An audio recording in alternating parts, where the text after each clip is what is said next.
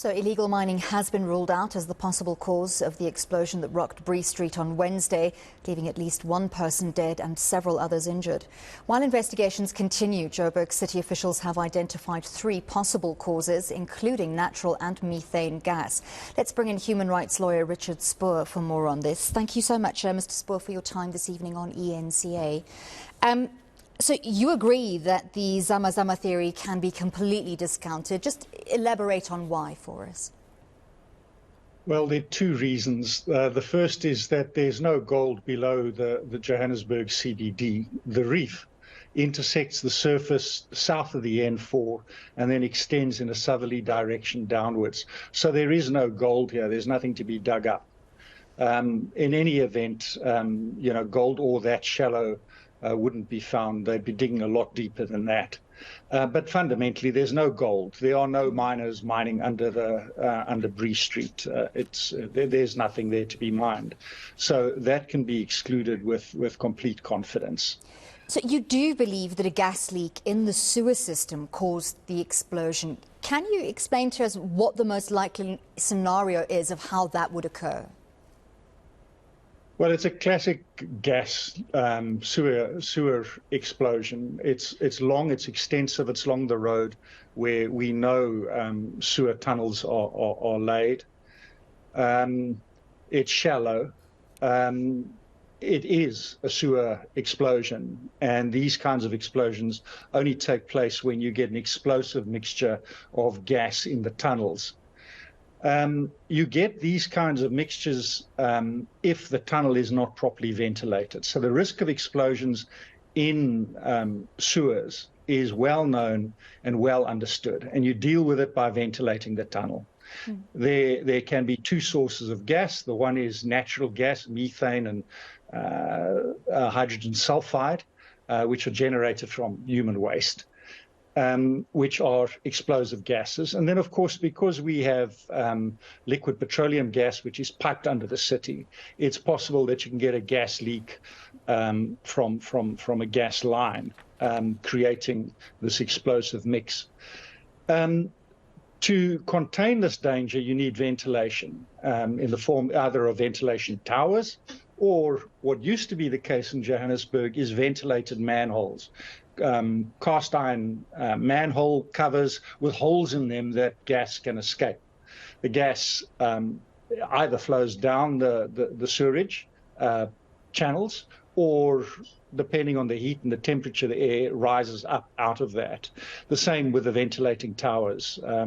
Either air flows into the sewer, diluting the gas, or gas flows out of the sewer, which has the same effect.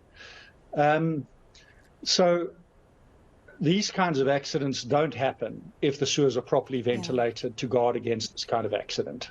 I want to jump in there, if I may, and just bring up the fact that Igoli Gas immediately dismissed their gas lines as a possible cause of this. That was on Wednesday evening. Today, saying that they found a small leak at Bree Street, which was likely caused by the explosion and not the other way around. So what is the likelihood that an Igoli gas pipe that was perhaps damaged or leaking gas triggered a combination of these already explosive gases in the sewage system?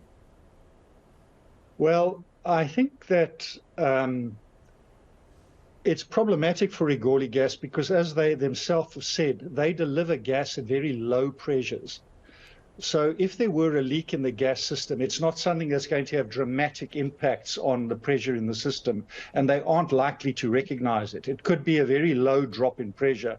I mean, somebody opens a gas pipeline and releases gas for an industrial purpose. That results in a drop of pressure. You don't pick it up necessarily. And in a closed and unventilated system like we may be looking at here, a relatively small leak that doesn't go noticed by Igoli gas can, over time, accumulate enough gas to create a mix over such a large volume that can explode. So I think it's quite difficult for Igoli gas. If these were high-pressure pipelines, they'd certainly notice a dramatic leak. But this is a contained space, and it's quite likely that a small leak over a long period of time could create the kinds of conditions that led to this explosion. You were also I'm saying, sure sorry, that that remains a very likely I do source. apologize. Carry on. No, I'm saying it remains a very likely source. I think further investigation will reveal the identity of the gas from the residue from the explosion, and I'm sure we will locate a source. There can't be that many gas pipelines running under the city streets. Absolutely, and in identifying the source is critical to making sure this doesn't happen again. But you did mention that temperature plays a critical role in how gas moves, and that the fact that it's winter at the moment with the cold temperatures we're experiencing in Joburg could have played a role in how this gas could have accumulated. Just explain that for us. Well, the risk of these explosions is always highest during winter. During the summer, the air in the sewers is typically colder than the air on surface. So the gas will flow down the sewers along with the effluent and the water, and it will flow away. But in winter, when the air is very cold outside, the gas inside the sewers is warmer than the air, and it rises. It tends to come up to the surface. It's not going to flow down the sewer. And that's when you need these ventilation towers to extract that gas and take it out. But if those aren't being maintained, or if they haven't been established, then the risk of an accumulation of gas, as we see here, is very likely.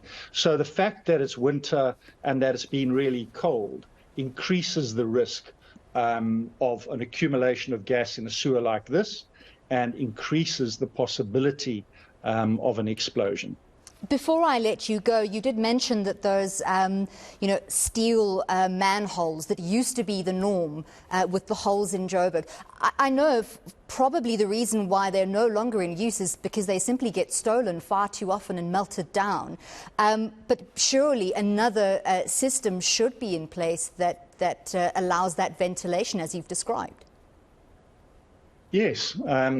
You need ventilation towers, or you can have active ventilation. There's a range of ventilation techniques, but certainly the danger of these kinds of explosions is well known, it's well understood, and it needs to be guarded against. And it's not at all clear that the city has guarded against this disaster.